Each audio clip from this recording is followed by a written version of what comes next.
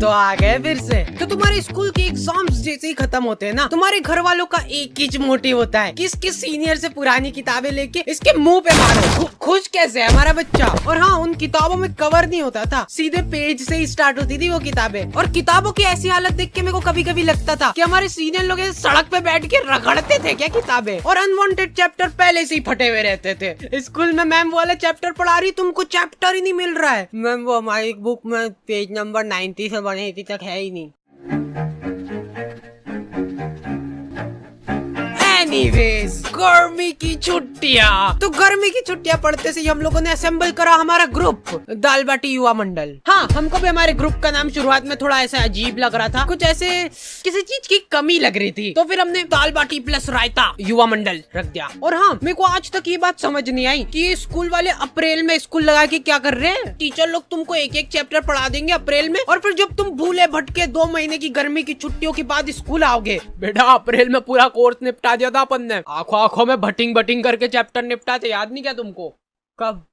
और ये जो गर्मी की छुट्टियों के मजे रहते हैं ना, ये सिर्फ शुरुआत के 5 दिन रहते हैं। उसके बाद तुमको सूझनी पड़ेगी कि करे तो करे क्या। मैं सो के थक जाता था, फिर सो के उठने के बाद मेरे को रेस्ट करना पड़ता था। तो इतनी आलस फैलाने के बाद हम लोगों को ख्याल आया दाल बाटी प्लस रायता युवा मंडल का। अब बात हमारी नहीं रही है, दाल बाटी प्लस रायता युवा मंडल मल्टीप्लाई बाय चूरमा भी कर दे क्या। तो हमारी कॉलोनी में एक बार एक कुत्ते का पिल्ला नाली में गिर गया था। क्या मालूम क्या रो रहा था उसके नाम को। जिन लोगों को नहीं पता है, हमारी कॉलोनी में बहुत ही दयालु लोग रहते थे। ऐसे पूरी कॉलोनी वाले इकट्ठे हो गए नाली के आसपास। वो कुत्ता चिल्लाया जा रहा है और ये लोग हिम्मत नहीं आना, हिम्मत नहीं आना, नहीं मर रहा होगा तो मर जाएगा वो कुत्ता ये सुन के। और कुछ बहुत ही ज्यादा मंद बुद्धि लोग, अरे ये बड़ा वाला बटापन ऐसे अंदर फेंकते नाली के अंदर, तो इससे से प्रेशर दबाव बनेगा और वो पिल्ला ऐसे उचक के बाहर आ जाएगा, है कि नहीं?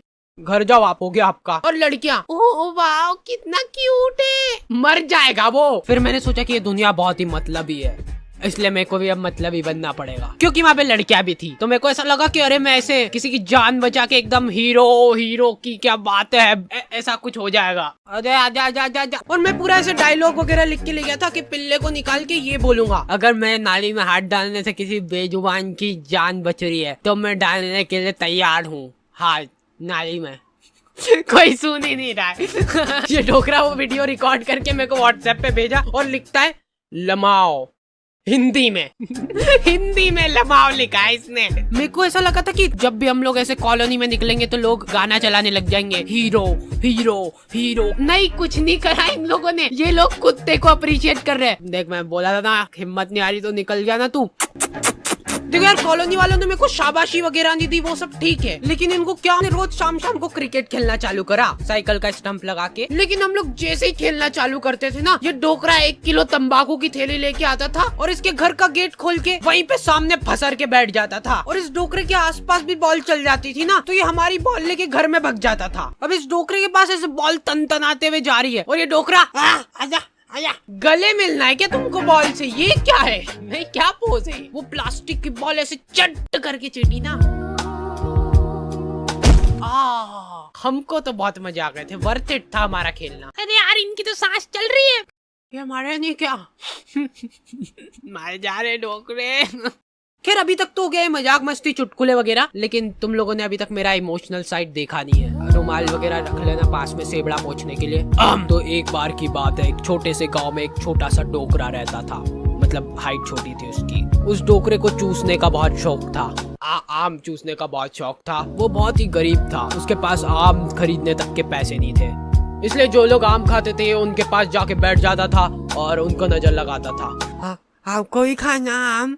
2 मिनट चट निकल जैसे, आम चाहिए इनको। तो वो डोकरे को कभी आम तो नसीब नहीं हुआ, लेकिन वो डोकरा हमेशा आम की गुठलियां समेटा करता था। 1-2 बार तो फालतू में ही लोगों ने उसको कूट दिया, ऐसे ही मजा आते थे लोगों को। फिर धीरे धीरे टाइम गुजरता गया और अचानक एक दिन वो डोकरा मर गया।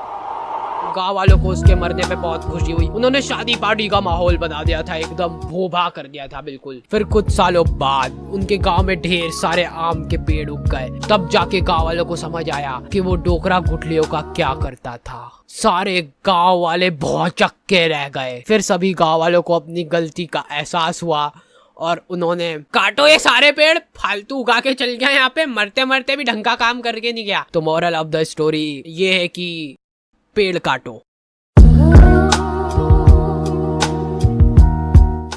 हम लोगों ने सोचा कि फिजिकली तो ठीक है पर ऐसे मेंटली भी ग्रो करना पड़ेगा अपने आप को। तो हम लोगों ने मेरी अच्छी बढ़िया रिमोट कंट्रोल कार थी, उसको तोड़ के उसकी मोटर निकाली और ये मैं बोल रहा था अपन में बहुत पोटेंशियल है, बस अपने को मालूम नहीं अपने दिमाग की सीमाएं।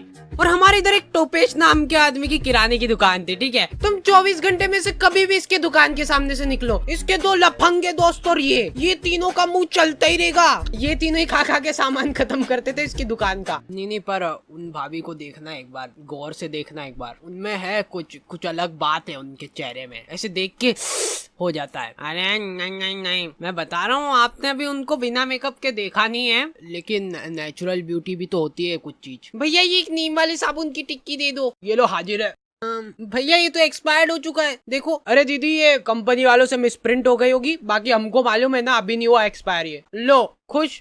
नहीं भैया रहने दो। अब ये तीनों अपना पॉइंट प्रूव करने के लिए टंकी के नीचे नहा के बता रहे हैं। देखो दीदी ये झाग बन रहा है बढ़िया। देखो कुछ हो रहा है क्या? हमको कुछ नहीं हो रहा ना। लो ले जाओ, मैं कह रहा हूँ। लो अब ले जाओ ये वाले, एक ही था हमारे पास, बाकी के सारे साबुन ये दोनों खा गए।